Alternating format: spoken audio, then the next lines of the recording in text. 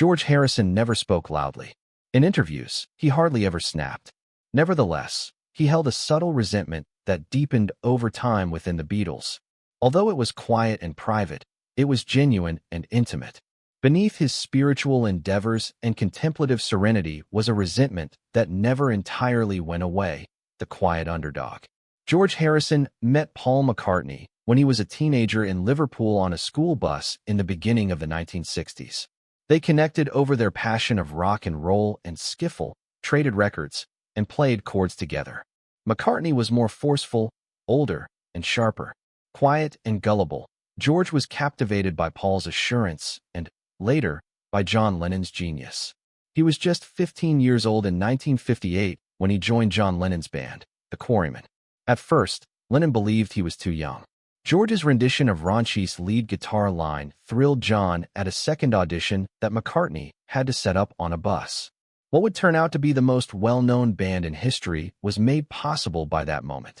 However, George Harrison was intruding into someone else's story from the beginning.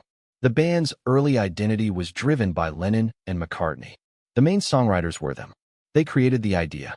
For a while, it was sufficient for George to follow, learn, and absorb. Harrison gained the moniker the Quiet Beatle as the Beatles' fame soared. His introversion was romanticized by the media, in part. It was something heavier, though, to those closest to him. A man who was starting to feel marginalized, almost choked. He experienced spiritual awakenings and had musical ideas. However, his voice was too frequently muffled in the studio. He suggested tunes, but they were rejected. They were taken aback when he offered guitar arrangements. Ever the perfectionist, Paul in particular had a knack for taking over. He ruined me as a guitar player, George would later explain, not out of malice, but after years of being subtly undermined. There was more to the Lennon-McCartney collaboration than just dominance. Within a band, it was an empire. George wasn't simply excluded. They left him behind.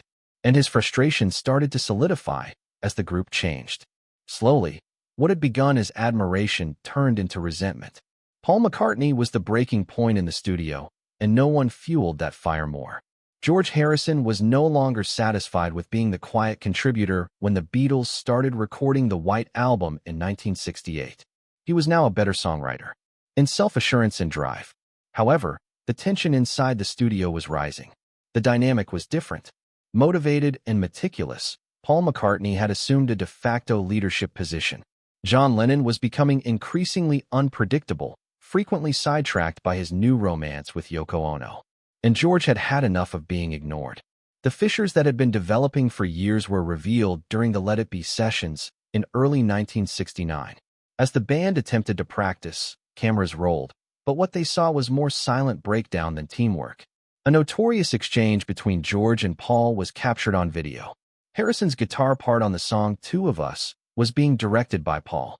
George pushed back in frustration with a cool, slicing line. "Whatever you want me to play, I'll play it. Or, if you want, I won't play at all." It was not sarcasm. Resignation was the reason. "I'm tired of this, but I'm not here to fight you," was the subliminal white flag. It might have appeared to the outside world to be a small argument. However, it was the result of years of artistic suffocation for those present. According to engineer Glenn Johns, who was there at the Let It Be sessions, the mood was very unpleasant. On January 10, 1969, George temporarily left the band because he could no longer contain his dissatisfaction with the creative process, which had turned into a battlefield. It was exacerbated by Paul's apparent lack of awareness of the consequences of his actions. He was domineering, but not cruel. Even if it meant stifling their thoughts, McCartney wanted everyone to follow his vision. At last, George had had enough. A few days later, he rejoined the band under new circumstances and started writing songs like Something and Here Comes the Sun, which were masterpieces that demonstrated his abilities when he was left alone. However, the harm could not be reversed. The gap between Paul and George had grown into something more irreversible. Furthermore, even if George rejoined the band, a piece of him had already moved on. When a friendship cooled down. Although the Beatles formally disbanded in 1970, George Harrison saw the breakup as profoundly personal rather than merely business. Harrison was discreetly severing his own emotional connections, particularly with Paul McCartney, while the media concentrated on the conflict between the two musicians. Behind the scenes, George was fighting to overcome the animosity that had been festering for years, while the public witnessed courteous interviews and planned reunions. Harrison's 1971 solo album All Things Must Pass included a number of songs that he had either ignored or rejected while he was a member of the Beatles.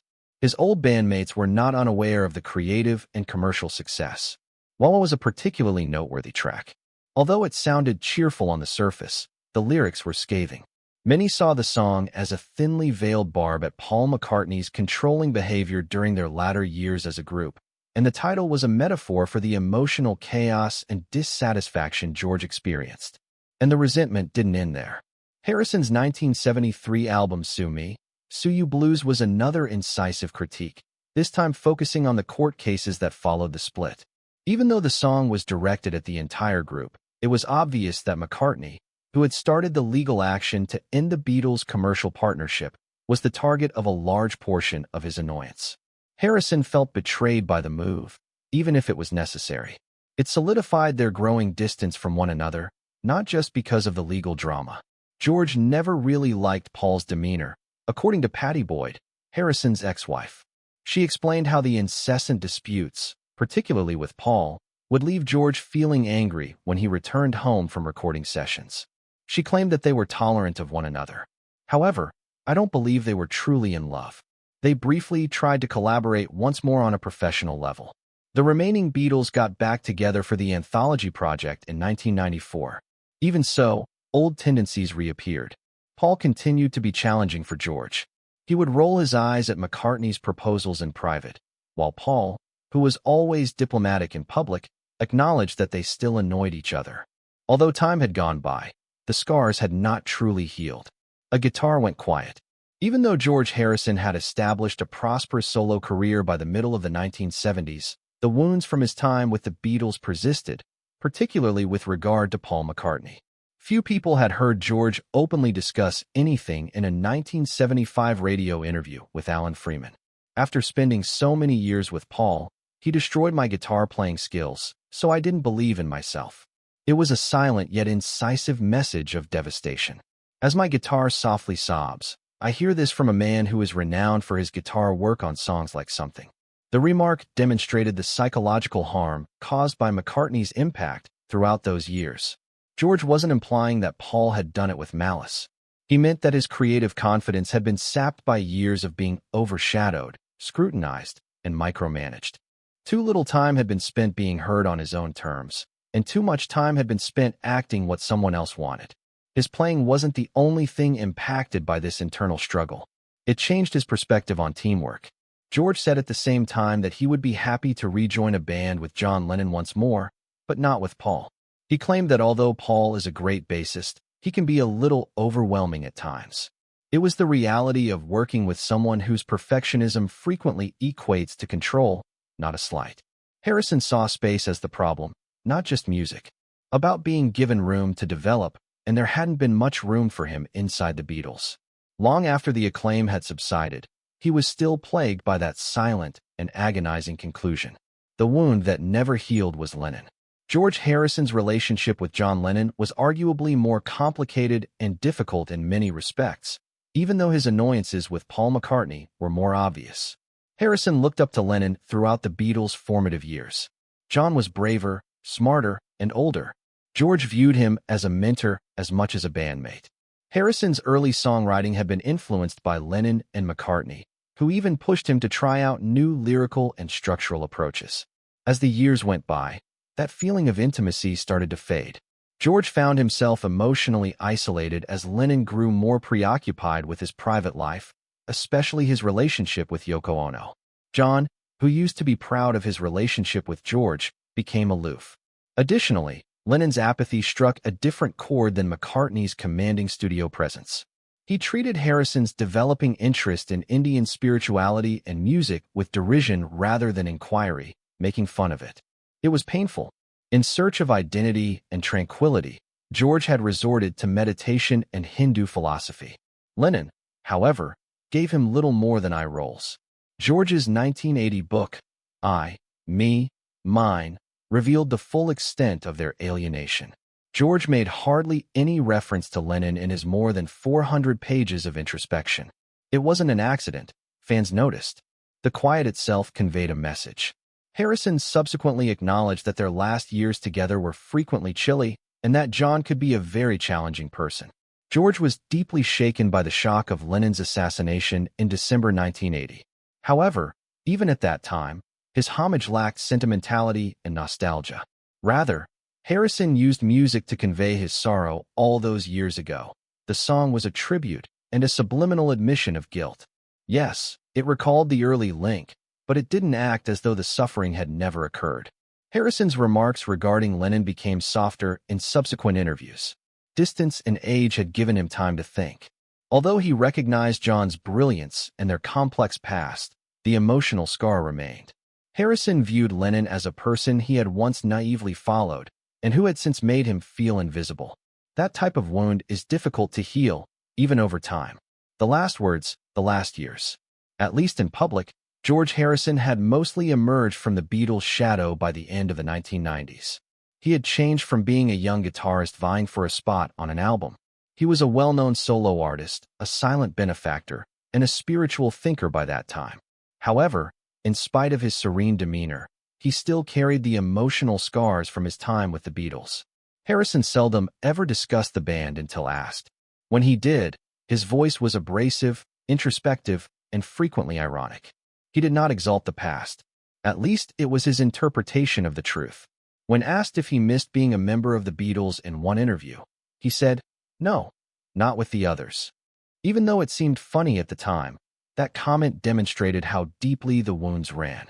George rejoined Ringo Starr and Paul McCartney in 1994 for the Beatles anthology project. The media took notice.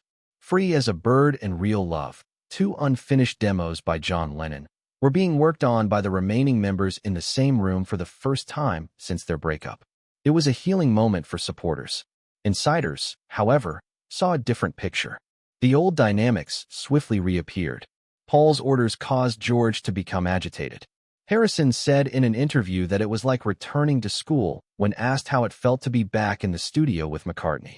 In the anthology recordings, producer Jeff Lynne, who had collaborated with George in the Traveling Wilburys, recounted how George rolled his eyes whenever Paul became overbearing. To his credit, McCartney eventually acknowledged that the old patterns remained. Even though we irritated one another, we managed to move past it. Harisson was given a throat cancer diagnosis by 1997. After receiving radiation therapy, his illness momentarily went into remission. However, it later resurfaced, this time affecting his brain and lungs. He spent the majority of these last years living out of the spotlight, traveling to Friar Park, a vast Victorian mansion in Henley-on-Thames, to spend time with his wife, Olivia, and son, Donnie. George maintained his sense of humor despite his sickness. During one of his final public appearances, a Yahoo Online discussion in 2001, he was asked if Paul still annoyed him. George gave no direct response.